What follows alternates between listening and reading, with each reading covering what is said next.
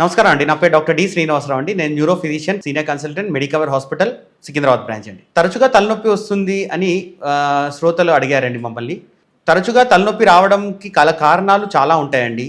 First thing మనము చూసుకోవాల్సింది ఏంటంటే తలనొప్పి ఏ భాగంలో మొదలవుతుంది, ఎక్కడ మొదలవుతుంది, ఎంతసేపు ఉంటుంది, వాళ్ళకు తలనొప్పి మొదలయ్యే ముందు ఏమైనా సూచనలు కనిపిస్తున్నాయా, ఆ సిమ్టమ్స్ ఏంటివి, వాళ్ళు తలనొప్పి ఎంత తీవ్రతరంగా అనుభవిస్తున్నారు, లేక ఒక వారంలో ఎన్ని రోజులు తలనొప్పి వస్తుంది, ఇలాంటి ప్రశ్నలన్నీ ఫస్ట్ మనము తెలుసుకోవాలి. తరచుగా తలనొప్పి రావడానికి కారణాలు వేరేగా ఉంటాయండి. అప్పుడు అడపదడప వచ్చే తలనొప్పి కారణాలు వేరు ఉంటాయి.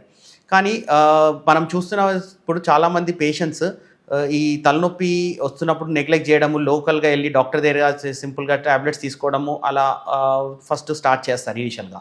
తర్వాత ఈ తలనొప్పి ఫ్రీక్వెన్సీ పెరుగుతూ అది తీవ్రతరం పెరిగి ఫ్రీక్వెన్సీ పెరగడంతో ఇది తరచుగా రావడం గమనిస్తూ ఉంటాం. సో యూజువల్గా మనకి ఏ పేషెంట్ అయినా తలనొప్పి వచ్చినప్పుడు ఈ తలనొప్పి గల సిమ్టమ్స్ని తెలుసుకుంటూ ఉన్నప్పుడు న్యూరాలజిస్ట్ అడిగే కామన్ క్వశ్చన్స్లో తలనొప్పి తీవ్రతరము, తలనొప్పి ఫ్రీక్వెన్సీ ఏ భాగంలో వస్తుంది, వచ్చే ముందు సూచనలు ఏమన్నా తెలుస్తాయా, లేక తలనొప్పికి గల కారణాలు అగ్రివేటింగ్ ఫ్యాక్టర్స్ ఏంటివి, రిలీవింగ్ ఫ్యాక్టర్స్ ఏంటివో తెలుసుకోవాలండి. ఆ విధంగా మేము ఒక అంచనాకు వచ్చినాక ఫస్ట్ థింగ్ తలనొప్పి ఉన్న పేషెంట్స్లో బేసిక్ ఇన్వెస్టిగేషన్లో సిటీ స్కాన్ అనేది చాలా ముఖ్యమైనది.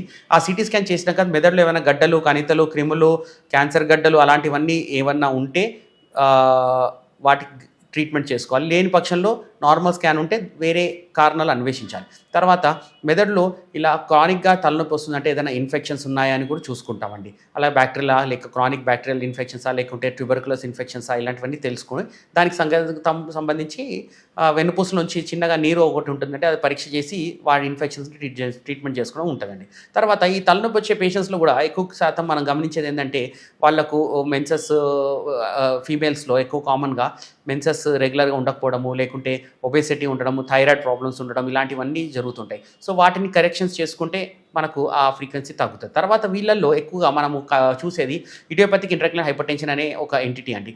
సో వీళ్ళల్లో డయాగ్నోస్టిక్ ట్యాపింగ్ చేసుకొని మనము ఆ ప్రెషర్ ఎంత ఉందో చూసుకొని సిఎస్ఎఫ్ ఫ్లూయిడ్ది, ఓపెనింగ్ ప్రెషర్, ఆ విధంగా మనం ఒక డయాగ్నోసిస్ వచ్చి వాళ్ళల్లో ట్రీట్మెంట్ చేసుకుంటూ ఉంటాము. యూజువల్గా ఈ ఓబేస్ పేషెంట్స్ని లైఫ్ స్టైల్ మోడిఫికేషన్స్ అండి, ఈటింగ్ హ్యాబిట్స్ని రెగ్యులరైజ్ చేసుకోమని, స్లీప్ హ్యాబిట్స్ని రెగ్యులరైజ్ చేసుకోమని చెప్తుంటాం. ఆ విధంగా మందులు వాడతాం. అలాగే ఈ మైగ్రేన్ టైప్ ఆఫ్ హెడేక్స్ అని కూడా కామన్గా వస్తుంటాయి. ఇవి తరచూ ఎక్కువ ఫ్రీక్వెన్సీలు వస్తున్నాయంటే క్రానిక్ మైగ్రేన్ అటాక్స్ అంటుంటాం. కాబట్టి వీటికి అక్యూట్ అటాక్ వచ్చినప్పుడు ఒక రకమైన మందులు వాడి తర్వాత ప్రొఫిలాక్టిక్ మెడిసిన్స్ అనేవి రెగ్యులర్గా వాడుతూ ఉంటే ఈ తరచుగా వచ్చే తలనొప్పుల్ని మనము వైద్య పర్యవేక్షణలో తప్పకుండా ట్రీట్మెంట్ చేసుకోవచ్చండి. Thank you.